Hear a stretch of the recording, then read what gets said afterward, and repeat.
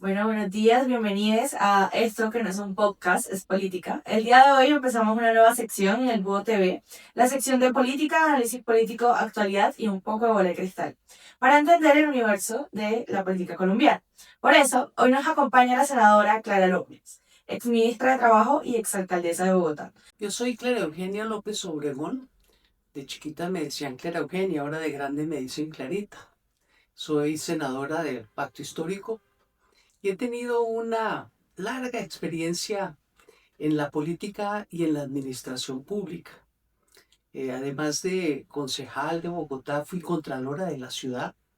Tuve un encargo largo cuando salió Samuel Moreno Rojas de la alcaldía. Terminé con muy buen logro esa difícil circunstancia y he militado siempre en los sectores que defienden lo social. Eso es lo mío, lo social primero. Pues además de cargos públicos, yo creo que uno lo que le debe contar a la gente que escucha, me gustaría que supieras que no es solo que uno ocupamos el cargo, es lo que ha hecho en él.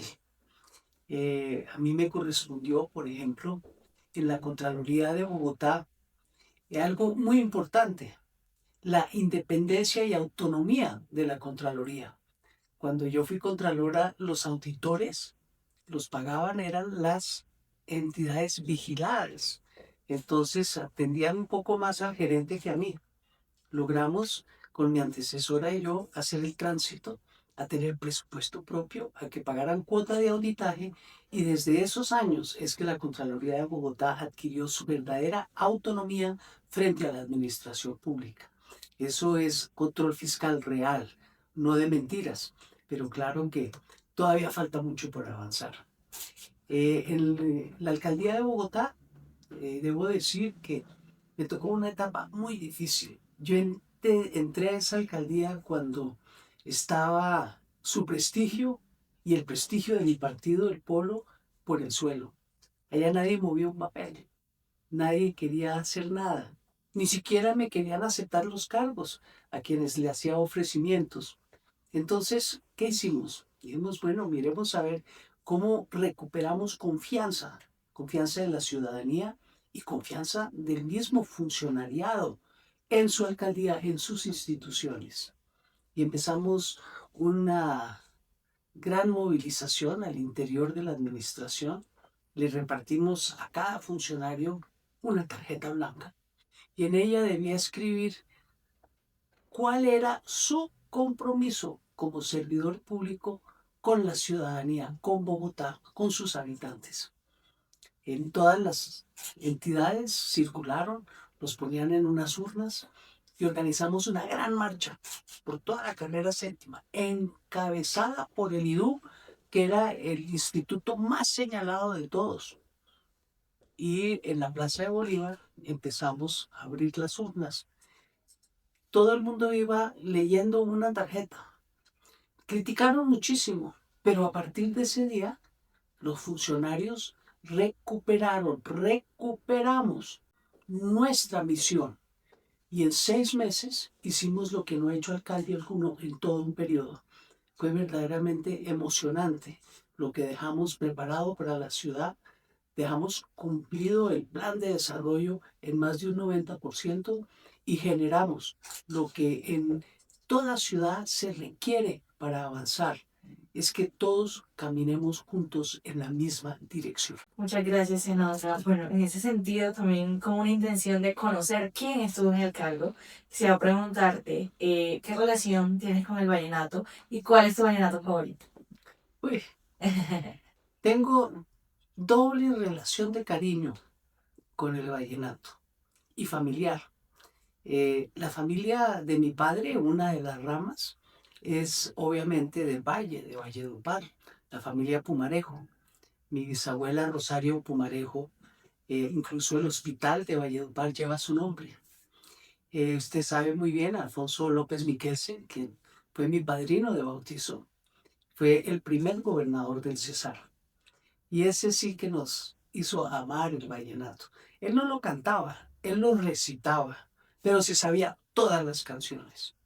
Y la vida me llevó por los distintos caminos Y mi esposo, Carlos Romero, resultó ser no un vallenatólogo, sino un vallenatomaníaco. Y adoraba el vallenato. Hacíamos las parrandas más estupendas en casa con todos los famosos del vallenato. ¿Cuál es mi canción con la que me enamoró mi marido? Se llama Paloma Viajera. Muchas gracias, qué bonita ¿Si historia. es paloma o alma viajera? Ay, fallé como costeño. ¿Eh? Ya sabes cuál es. Pero si se conectó, ¿qué es la Zuleta? Sí, esa es la que La que dice, ya ibas, paloma. no, que te manda el alma a hablarte al oído. Palomita volantona. No, Bueno, Paloma viajera, sí. es paloma viajera tal vez. toca revisar ahí. Bueno, y en ese mismo orden de ideas también quiero preguntarte si crees en los signos, si es así, como ¿Sí creo en qué? los signos en la astrología, o bueno, el tarot, o algo de ese tipo de cosas, que ahorita están muy de moda, ¿no? Bueno, eso nunca ha salido de moda. Bueno, Esa era la ciencia anterior de la ciencia y la humanidad a veces, por la imprecisión, deja atrás temas abstractos muy, muy interesantes. Y tiene que ver con las coincidencias que están en todas las culturas. Y yo sí como creo que las coincidencias son diosidencias. Entonces, no es que uno crea en el tarot, sino que todo tiene su parte de verdad y el tarot, los astros, todo hablan del alma. Y sí, yo en el alma creo muchísimo, en Dios. ok, muchas gracias. Bueno, ahora vamos a pasar a un segundo momento, que son algunas preguntas sobre política y hacer política en Colombia. La primera es un balance que tengas del gobierno de Gustavo Petro. ¿Cuál es tu percepción ya en esta recta final? Bueno, yo he sido parte de la bancada de gobierno con mucho compromiso, con mucha convicción y con mucho interés. No ha sido fácil, porque el cambio no es algo que la gente entienda. Y claro que no es perfecto. Uno no va a decir que no hay errores, que no hay reconstrucciones que se tienen que hacer, pero el gobierno de Gustavo Petro le ha cambiado el relato a Colombia.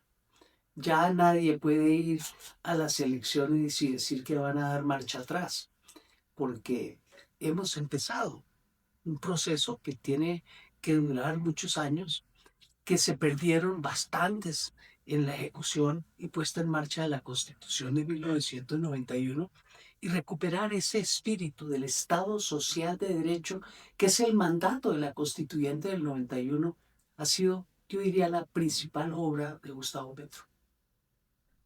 Muchas gracias. Bueno, la siguiente pregunta es muy relacionada con lo que mencionabas al inicio, sobre como estos imaginarios que tienen hacia las mujeres en la política. Y quisiera preguntarte cómo ha sido para ti ser mujer y hacer política en Colombia. Pues he hecho política a lo largo de casi 5 décadas. Ha cambiado. Cuando empecé la política, yo era tal vez la única mujer, por ejemplo, en los temas económicos. Nunca me olvido una gran cena que hubo de todo el equipo económico del gobierno, porque visitaba el Banco Mundial y había una gran cumbre financiera en Bogotá y había por lo menos 100 o 150 personas presentes. Y Augusto Ramírez Ocampo, que era el delegado de Colombia ante el Banco Mundial, tomó la palabra y se dirigió de la siguiente manera a los presentes. Dijo: estimados señores y señorita, yo era la única mujer presente. Mucha galantería, ¿sí? Abrieron las puertas, sin todo, muy, muy diplomático. Pero ya cuando empecé ya en un campo más de la política activa, empecé a sentir el peso del machismo. Yo recuerdo mucho las reuniones políticas, el comité ejecutivo del Polo, las técnicas, cuando fui presidente de ese partido. Los hombres, muy avasalladores, ellos como que se les cierra el oído cuando empieza a hablar una mujer. Empiezan a mirar el WhatsApp, empiezan a conversar entre ellos. Y si alguien, una mujer, plantea una idea, no la escucha. Más tarde la repite un hombre y eso sí es maravilloso. Entonces, si hay mucho machismo, mucha falta de verdadera igualdad real en las relaciones, en el relacionamiento.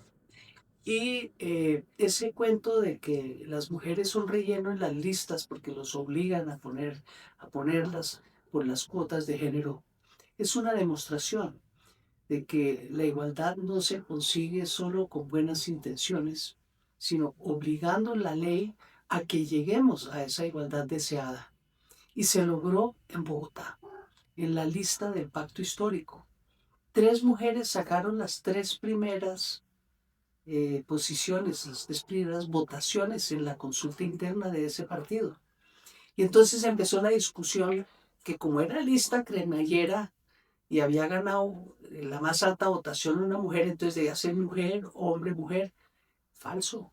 Es que la cuota de género es hasta que se obtenga la igualdad, pero ya obtenida no puede militar en contra. Entonces esa lista hoy está encabezada por 3 mujeres. Vamos avanzando. Muchas gracias, senadora. Ahí siento que eso también dialoga en cierta medida con los cambios políticos que hemos tenido en la región, sobre todo este año. Se ha hablado mucho de un ascenso global de la derecha. Entonces quisiera preguntarte ¿cuál es tu lectura sobre el contexto político global y regional? ¿Y qué recomendación notas como para resistir frente a esta avasallada conservadora que estamos presenciando? Sí, es algo que uno no entiende del todo, ¿no? Es en todas partes. Esa actitud de dominio, de la ley del más fuerte, de eh, el machismo unido al racismo, son temas que uno pensaba superados después de 2 generaciones, desde la Segunda Guerra Mundial, de avance en civilidad, en civilización, en reconocimiento de los derechos humanos, en lo que decía el Papa Francisco en su encíclica, que todos somos iguales, todos somos hijos de un mismo padre, de una misma madre. Entonces, tan humano es un sector encumbrado de la sociedad como el más humilde de los pastores. Eso no es discurso, pero la gente que va creciendo en riqueza, en poder, rápidamente se olvida de esas doctrinas que nos han enseñado desde chiquitos en las distintas clases de religión, de las distintas confesiones. Entonces, yo lo que pienso es eso, que el ser humano tiene como un barniz de civilización, pero apenas adquiere el poder para poder avasallar, allá se monta. Y tenemos que seguirnos organizando, porque frente a ese poder avasallador de los pocos que se aferran a los privilegios, pues está la organización y la movilización de las mayorías, que también tienen que exigir respeto por sus derechos. Entonces, es una etapa que estamos viviendo, pero es una etapa que yo no veo permanente. Eso es un péndulo que va y viene, pero la marcha hacia los derechos no tiene marcha atrás. Muchas gracias. Ahí para adentrarnos un poco también a tu vida y entendiendo estos momentos cíclicos de la humanidad y de nuestra sociedad, quisiera preguntarte cómo era el movimiento estudiantil que te tocó. ¿Qué recuerdas? ¿Qué anécdotas también nos puedes contar de eso? Bueno, a mí me tocó una parte luminosa del movimiento estudiantil en Colombia cuando fui alcaldesa de Bogotá en el segundo semestre del 2011. Allí estaba en el Congreso de la República presentado por el presidente Juan Manuel Santos un proyecto de ley de reforma a la educación, pero es a la educación superior. Era una reforma regresiva, porque, por ejemplo, permitía que las universidades privadas no se organizaran como corporaciones sin ánimo de lucro, sino como empresas privadas de esas jerárquicas que conocemos, donde manda el jefe y no más, y donde se usa la educación como negocio para generar utilidades y no necesariamente para ese fin loable social de generar pensamiento crítico y abrir el conocimiento independientemente de la posición o pensamiento del rector, del profesor, del consejo directivo. Era una reforma muy compleja. Entonces los estudiantes no solo de la universidad pública, de todas las universidades, se organizaron, montaron la MANE.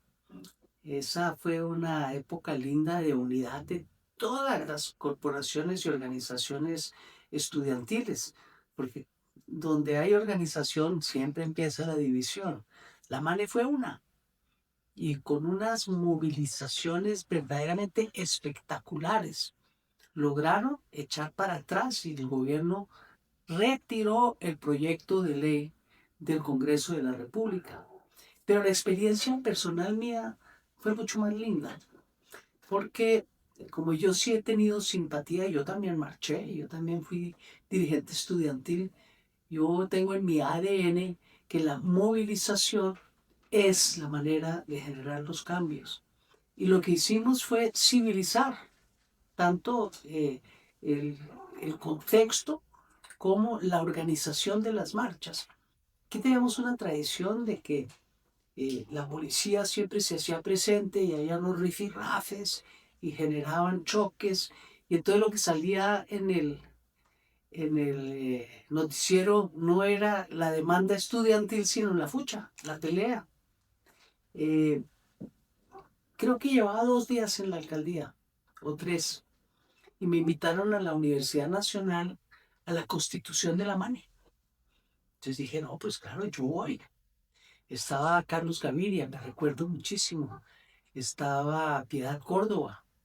Estaba pues toda la planta directiva de la izquierda colombiana en esa tarima. Fue en el León de Grave, eso es en la parte de abajo. Estábamos todos. Y me tocó intervenir. Y de pronto caí en cuenta que yo era alcaldesa, que yo ya no era la presidenta del Polo Democrático Alternativo. Y en ese momento hice un discurso llamando la atención de los estudiantes sobre la necesidad de que esa marcha fuera absolutamente disciplinada, organizada y pacífica para que el mensaje de la movilización llegara a la población.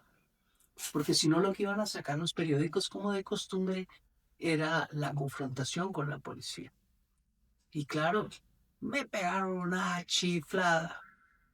Pero dentro de la chiflada yo escuché los aplausos y caí en cuenta que suena más duro chiflar que aplaudir, pero eran mayoría los aplausos.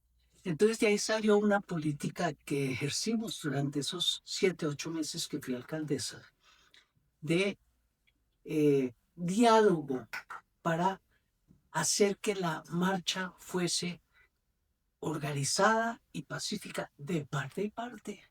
Porque uno sabe, cuando ha estado del lado de la marcha, cómo la infiltran no solamente los extremistas de izquierda, sino los extremistas de derecha, y a veces uno hasta piensa algunos de la policía. Entonces organizamos puestos de mando unificado con los estudiantes que estaban organizando las marchas, los líderes, con bienestar universitario para generar condiciones de derechos humanos en las marchas. Desde luego el SMAT y los oficiales de la policía, con una figura que habíamos estatuido cuando fui secretaria de gobierno, que eran los gestores de convivencia. Muchachos, todos muy bien académicamente estructurados para el manejo de conflictos, para la solución pacífica y dialogada de enfrentamientos. Y en esas reuniones nos poníamos de acuerdo en las reglas y tomamos prestado de la Guardia Indígena su método, que también existía en las marchas anteriores que yo me recordaba de los años 80. Es que las marchas hay que protegerlas. Entonces hacíamos cadenas de estudiantes alrededor de la movilización de cada universidad. Eso lo organizaban los estudiantes, bienestar universitario. Los gestores de convivencia estaban entre ellos y el público en general de afuera. Evitábamos las infiltraciones y desde el Consejo de Seguridad del Distrito dijimos que el SMAT no podía acercarse a menos de 200 metros de las marchas en la capital. Tengo que decir que uno responsablemente no puede evitar tener un acompañamiento policial. Es necesario para cualquier eventualidad, pero no tiene por qué ser agresiva la presencia de la fuerza pública en la movilización social pacífica. Y así funcionó. Hasta me tocó cambiarle el lenguaje a los comunicadores del Transmilenio, que escandalizaban cada vez que cruzaba una calle en la marcha de los estudiantes, entonces cerraban las estaciones, anunciaban que había bloqueos. Y no, que pase una marcha no es un bloqueo. Eso ralentiza, hace más lento el tráfico, pero no implica un bloqueo y no tuvimos bloqueos. La realidad es que durante 7 meses hubo marchas semanales, multitudinarias. Y no era solo de los estudiantes, los acompañaban sus padres de familia, los acompañaba la ciudadanía. Movilizaciones extraordinariamente organizadas por los mismos estudiantes. Y desde luego, pues lograron su objetivo. El objetivo es que la ley fue retirada, no pasó y no hubo un incidente grave que lamentar. Sí, grafitis, pero entonces encontramos que teníamos era que poner dónde poner los grafitis. Les poníamos unas carteleras y el acuerdo era preservarlos por lo menos 15 días después de las marchas. Y ahí quedaban. Me protegieron el árbol de Navidad que estaba erigiéndose en la plaza hacia el final. Todo acordado y con un cumplimiento muy grande. El momento culminante, yo estaba sentada con el señor presidente en el despacho de él, el Palacio de Nariño, hablando sobre el metro, cuando llamó el director de la policía de Bogotá, el comandante, a contar que los estudiantes y los policías se estaban abrazando. Eso fue un momento culminante porque lo que hicieron los muchachos fue un abrazatón y bajó mucho los ánimos. El presidente le pareció que eso era milagroso. El presidente Santos no podía creer. Le dije, mire que sí se puede. Hay que trabajar, hay que hacerlo, hay que insistir. Y creo que esa es una gran lección que tal vez no he compartido suficientemente para esa época y para todas las épocas. Se puede hacer las cosas dialogadas, organizadas, pero hay que trabajar, eso no pasa espontáneamente. Muchas gracias. Bueno, acá también en el BUO tenemos mucha curiosidad sobre tus historias cuando tú protestabas siendo estudiante. Si nos puedes contar algo sobre eso, tu época universitaria también, en qué contexto lo viviste y bueno, lo que consideres importante para ti. Bueno, yo de adolescente fui a estudiar interna en un colegio en Estados Unidos, cerca de la ciudad de Washington, en un municipio que se llama McLean, en Virginia. Y esa era la época del movimiento de los derechos civiles de Martin Luther King y de toda esa gran movilización pacífica que se hizo para conquistar los derechos civiles de la población negra en Estados Unidos, que tenían una tesis constitucional de esas que uno aquí a veces también le generan tanta ironía y tanta sospecha de la ley, que era que eran separados pero iguales. Entonces había el baño de los negros y el baño de los blancos. Podían montar en el bus, pero los blancos adelante, los negros atrás. Y claro, para votar hacían imposible acceder a las urnas a la población negra. Era un apartheid igualito al que reinó en Sudáfrica después de la Segunda Guerra Mundial. Entonces, a mí eso me impresionó muchísimo porque en Colombia hay muchas diferencias sociales, hay eh, hay algo de racismo en algunos sectores, pero es marginal, no es la regla de la sociedad. Nuestro país creo que es el ejemplo del más hermoso mestizaje y yo pensaría que es el país con más mestizaje en todo el mundo. Entonces aquí eh, la, el racismo como tal más bien es reciente, ha sido importado ahora con ese ascenso de la derecha que hemos visto en épocas recientes con esa actitud antimigratoria en Estados Unidos. Entonces, a mí me chocó ese racismo terrible, porque yo fui a usar un baño y me dijeron, no, usted no puede entrar ahí. Y dije, ¿por qué no? Ah, porque mira, ahí dice negros. Y yo dije, ¿y qué? Bueno, entonces me invitaron a un almuerzo de Thanksgiving. Nuestro vecino era Robert Kennedy. Él hacía unos grandes almuerzos, invitaba con muchachos de los colegios de los alrededores. Y yo fui premiada porque a mí me llevaron del colegio a ese almuerzo y allí conocí un grupo de menonitas que trabajaba con el entonces senador y que por esos años se volvió también candidato presidencial de Estados Unidos. Y ellos me invitaron a que los acompañara en sus jornadas de registro de votantes de la población negra en Washington. Como podíamos entrar los sábados, pues yo entraba con ellos y ayudábamos a registrar a los afros en el registro electoral para que votaran. Era un tema importantísimo porque ellos no habían accedido al voto, sino creo que ese mismo año o el año anterior. Eso fue año 1964-65. Entonces ahí me interesé, aprendí cómo se hace trabajo de base. Y cuando llegué a la universidad, pues estaba todo Estados Unidos levantado en contra de la guerra del Vietnam.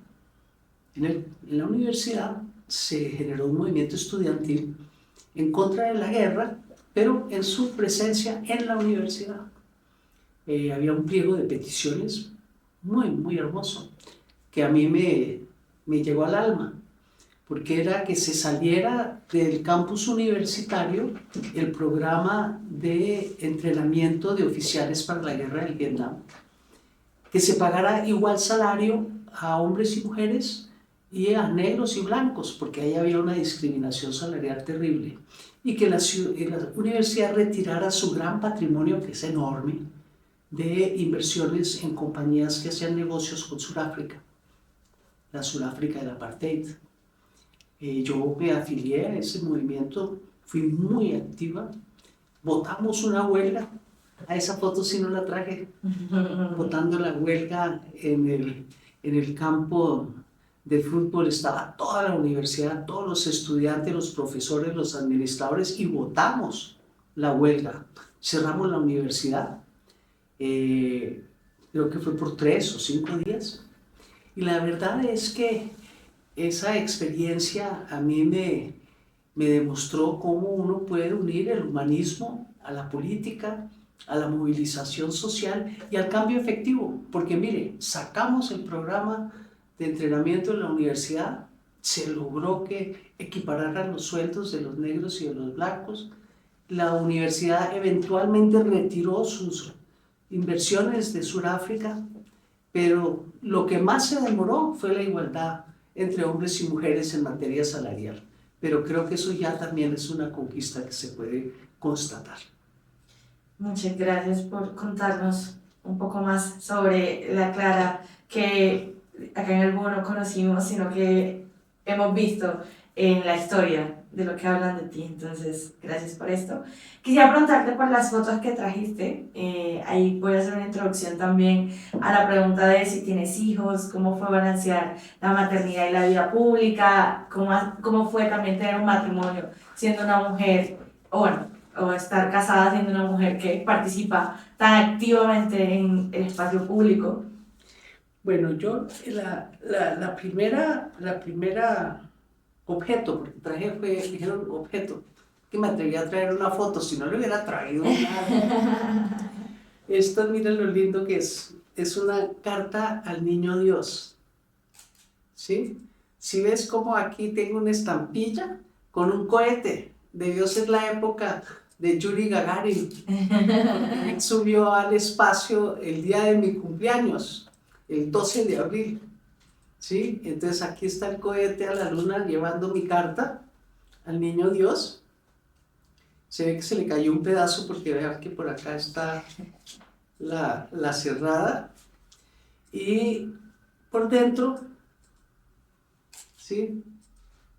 La carta al niño Dios para mí es un reflejo y un retrato de mi vida, pero desde chiquita. Y yo la encontré fue en el misal de mi madre, yo ni sabía que la había escrito, no me la recuerdo. Pero en la primera parte dice, Niño Jesús, te pido en esta Navidad la paz para Colombia y comida y vestido para los niños pobres de mi patria. Esa es la petición número 1. Y aquí este es un retrato de la cómoda de mi mamá. Ahí guardaba ella sus tesoros, ¿sí? No sé, es el papá y mamá, no sé bien esto qué es. Pero en la otro lado, fíjate, los niños serán niños siempre. Y a veces cuando maduran, siguen esas trayectorias. Y digo, querido niño Jesús, te pido para mí que 2 libros, ¿sí? Yo he vivido metida en libros toda la vida. Uno de La Reina y el Vagabundo, y el Vagabundo escrito con B larga. Y otro de Lassie, y Una casa de muñecas. Clara E porque no me ocupo de la Eugenia. Esa es la historia de mi vida.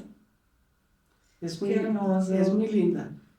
Es muy lindo como condensado en una carta de niño, una mujer, sí, vive lo que era su infancia. Yo, la lucha por la paz, por que ningún niño crezca en pobreza, es algo que yo llevo incrustado en mi corazón, en mi alma, en mi ser.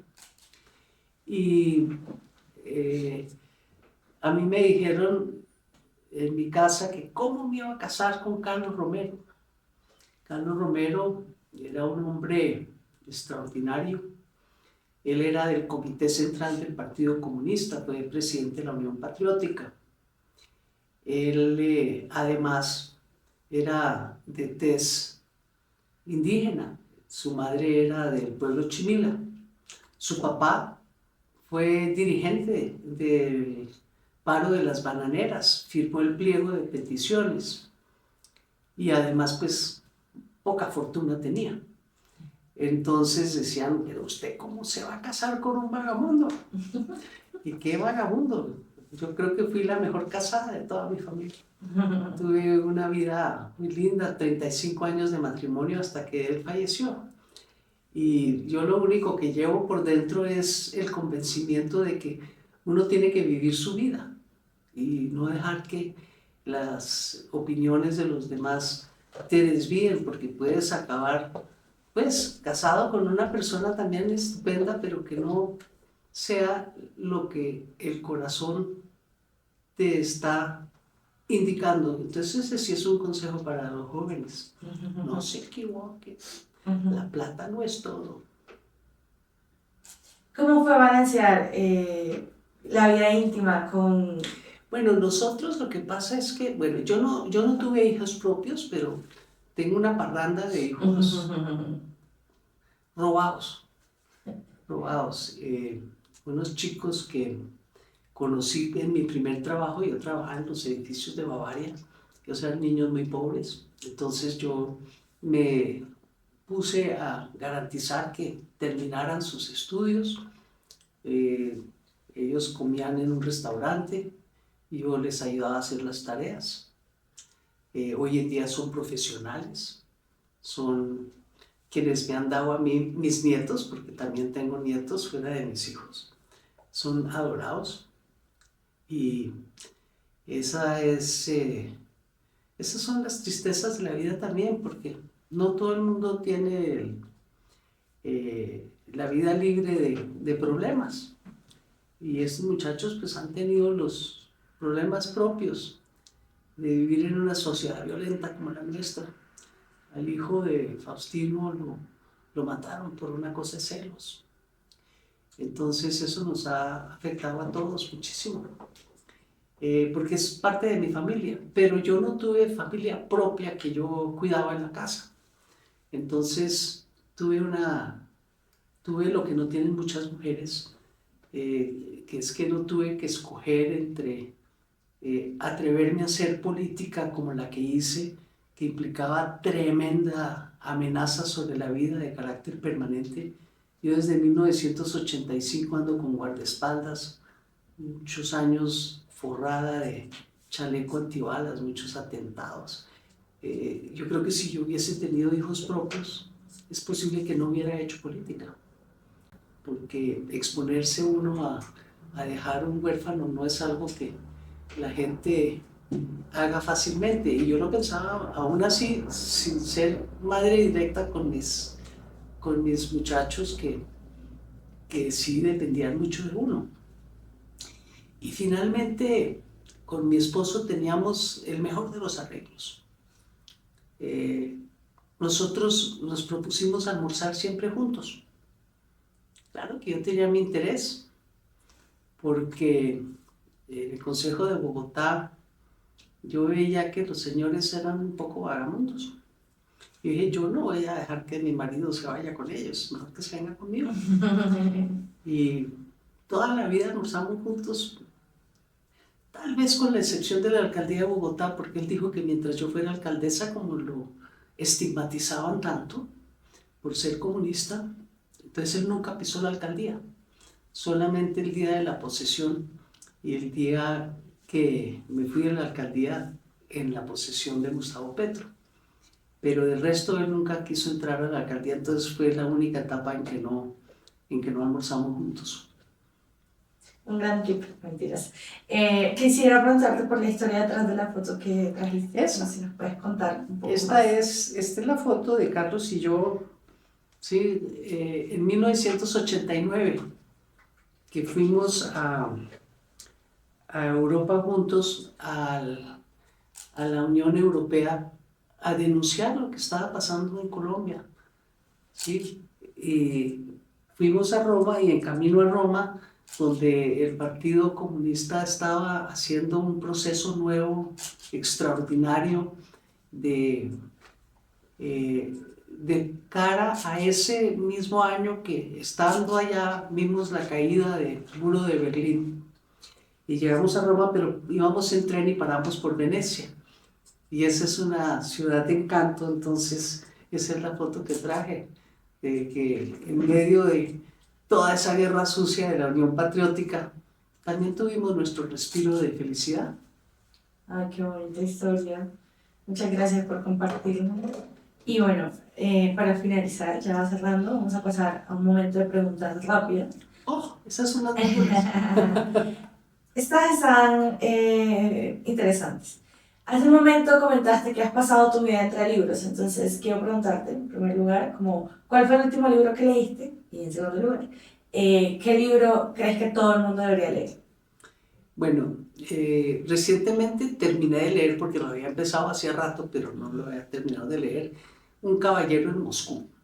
Es simpaticísimo. Es un libro, no es un libro de profundidades, sino de tomadura de pelo, de un conde descarriado que no se fue cuando empezó la Unión Soviética y sus avatares, porque lo condenaron a vivir en un hotel en Moscú. Es una belleza el libro, muy lindo.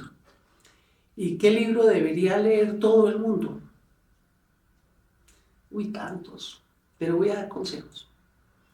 Todos tenemos que leer la encíclica del Papa Francisco, Fratelli Tutti, para ver si aprendemos a vivir juntos. Es muy, muy importante esas lecciones que él da. Todos tenemos que leer los clásicos de la literatura, no solamente oír hablar de ellos. Son un placer. Hay que leer Don Quijote de la Mancha, porque eso como decía Sábato, las utopías ensanchan el espacio, los horizontes de lo posible. Yo diría que esas serían mis dos recomendaciones principales de hoy, pero tengo una larga lista. ¿Y cuál es tu película favorita? El Doctor Zhivago.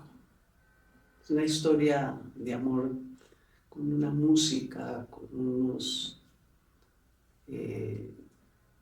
dramas tan humanos, tan fuertes. Además es una épica, es larguísima. La vi en pandemia otra vez y me gustó tanto como la primera vez que la vi. Estaba en el colegio en Estados Unidos, era una nostalgia horrible de hogar. Bueno, ¿y una recomendación musical? Claro que me gustan los vallenatos, ¿cómo no me van a gustar? Pero yo me quedo con la música clásica. Me fascina el Concierto Emperador de Beethoven y los preludios de Chopin. Son música para el alma. Bueno, ¿Y el amor? Por último, después de todo este recorrido por tu vida política e íntima, quiero preguntarte un consejo para la vida en general que quieras darnos. El búho tiene un público muy joven, entonces, ¿qué quisieras recomendarnos? Sí, como estamos hablando de un público que creo que le gusta la política, ¿no? Sí. Yo vi una entrevista lindísima de Pepe Mujica, el presidente de Uruguay que falleció hace pocos meses. Y él estaba, así como estoy yo ahorita, rodeada de jóvenes, más, porque aquí están poquitos, allá eran varios más. Y le preguntaron un consejo sobre política. Y él dijo, mire, voy a decirle, en la vida, cualquier proyecto de vida es legítimo. Unos quieren hacer plata y acumular riquezas y tener poder, perfectamente legítimo. Para eso tienen que meterse a la empresa, tienen que construir esas posibilidades productivas que generan retribución y así se puede hacer plata. Pero si le gusta la plata, no se mete en la política. Porque, como decía Mocus, eso sí no lo dijo Mujica, pero es que el dinero del público es sagrado. Entonces, si a usted le gusta la plata, pues no se meta en la política, porque eso no es para hacer plata, es para hacer servicio.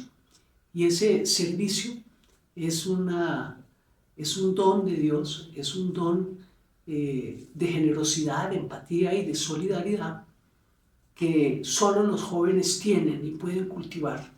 No se dejen llevar por bagatelas. Lo esencial en la vida está en servir y amar a los demás. Bueno, finalmente, muchas gracias por acompañarnos, por mostrarnos también desde esa niña hasta la mujer que vemos hoy que lo personal es político. Entonces, nada, de nuevo muchas gracias. A ustedes, muchas gracias. Muy lindo.